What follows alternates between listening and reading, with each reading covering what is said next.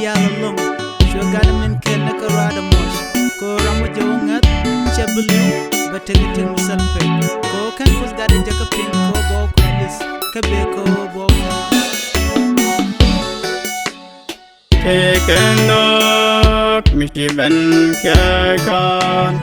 Kekiduk kekidan dial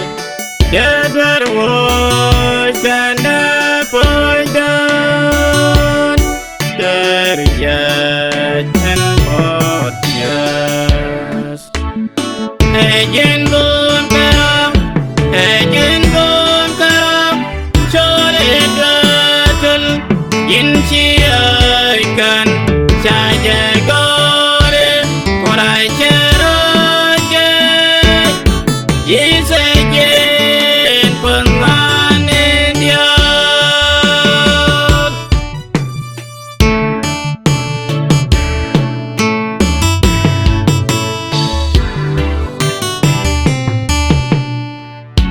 Berkedial sekedekap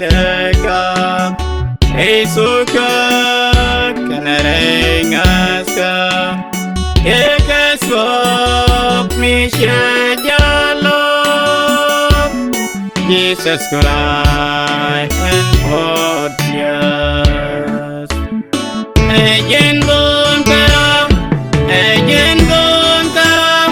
Chore gatul Inci aikan saja gore Korai ceroje Yisejen penganen dia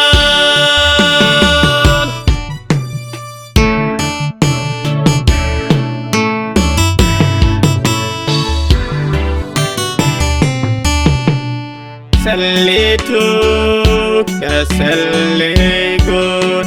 Ejin relak Ejin gangda Jin misyanen keselejepuk Serujat and podcast Ejin bun karam Chore gatul Inci aikan saja gore Korai ceroje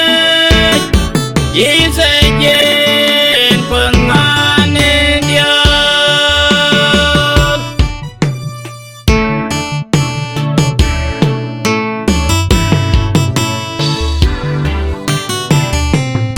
Jesus Christ Basyudur kamyal Basyudur kamyal Basyudur kamyal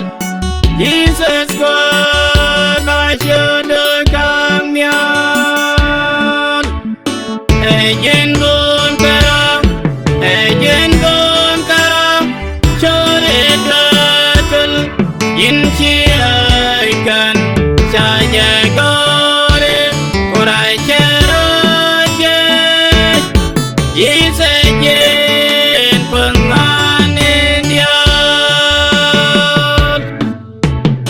Ejin bun karam Chore gatul Inci aikan saja gore Korai ceroje Yisejen